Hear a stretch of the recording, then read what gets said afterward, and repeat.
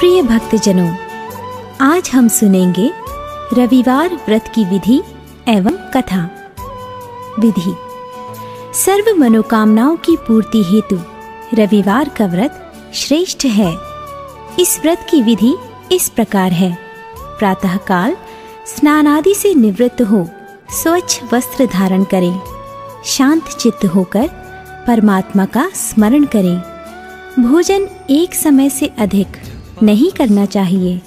भोजन तथा फलाहार सूर्य के प्रकाश रहते ही कर लेना उचित है। यदि निराहार रहने पर सूर्य छिप जाएं, तो दूसरे दिन सूर्य उदय हो जाने पर अर्घ्य देने के बाद ही भोजन करें। व्रत के अंत में व्रत कथा सुननी चाहिए। व्रत के दिन नमकीन तेल युक्त भोजन कदापि ग्रहण न करें। इस व्रत के करने से मान सम्मान बढ़ता है और शत्रुओं का क्षय होता है। आँख की पीड़ा के अतिरिक्त अन्य सब पीड़ाएं दूर होती हैं। रविवार व्रत की कथा। एक बुढ़िया थी।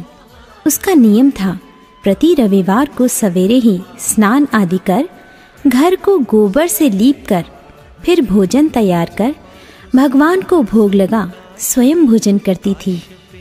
ऐसा व्रत करने से उसका घर अनेक प्रकार धन धान्य से पूर्ण था। श्री हरि की कृपा से घर में किसी प्रकार का विघ्न या दुख नहीं था। सब प्रकार से घर में आनंद रहता था। इस तरह कुछ दिन बीत जाने पर उसकी एक पड़ोसन, जिसकी गौ का गोबर वह बुढ़िया लाया करती थी, विचार करने लगी कि यह वृद्धा सर्वदा मेरी गौ का गोबर ले जाती है। इसलिए अपनी गौ को घर के भीतर बांधने लग गई। बुढ़िया को गोबर न मिलने से रविवार के दिन अपने घर को न लीप सकी। इसलिए उसने न तो भोजन बनाया, न भगवान को भोग लगाया तथा स्वयं भी उसने भोजन नहीं किया। इस प्रकार उसने निराहार व्रत किया। रात्रि हो गई और वह भूखी सो गई। रात्रि में भगवान ने उसे स्वप्न में दर्शन दिया और भोजन ना बनाने तथा भोग ना लगाने का कारण पूछा। वृद्धा ने गोबर न मिलने का कारण सुनाया। तब भगवान ने कहा कि माता, हम तुमको ऐसी गौ देते हैं जिससे सभी इच्छाएं पूर्ण होती हैं, क्योंकि तुम हमेशा रविवार को गौ के गोबर से लीपकर भोजन बनाकर मेरा भोग लगाकर खुद भोजन करती हो। इससे मैं खुश होकर तुमको वरदान देता हूँ। निर्धन को धन और बांझ स्त्रियों को पुत्र देकर दुखों को दूर करता हूँ तथा अंत समय में मोक्ष देता हूँ। स्वप्न में ऐसा वरदान देकर भगवान तो अंतर्ध्यान हो गए और वृद्धा की आंख खुली तो वह देखती है कि आंगन में एक अति सुंदर गौ और बछड़ा बंधे हुए हैं। वह गाय और बछड़े को देखकर अति प्रसन्न हुई और उसको घर के बाहर बांध दिया और वहीं खाने को चारा डाल दिया। जब उसकी पड़ोसन बुढ़िया ने घर के बाहर एक अति सुंदर गौ और बछड़े को देखा तो द्वेष के कारण उसका हृदय जल उठा और उसने देखा कि गाय ने सोने का गोबर किया है। तो वह उस गाय का गोबर ले गई और अपनी गाय का गोबर उसकी जगह पर रख गई। वह नित्य प्रति ऐसा ही करती रही और सीधी साधी बुढ़िया को इसकी खबर भी न होने दी। तब सर्वव्यापी ईश्वर ने सोचा कि चालाक पड़ोसन के कर्म से बुढ़िया ठगी जा रही है, तो ईश्वर ने संध्या के समय अपनी माया से बड़े जोर की आंधी चला दी।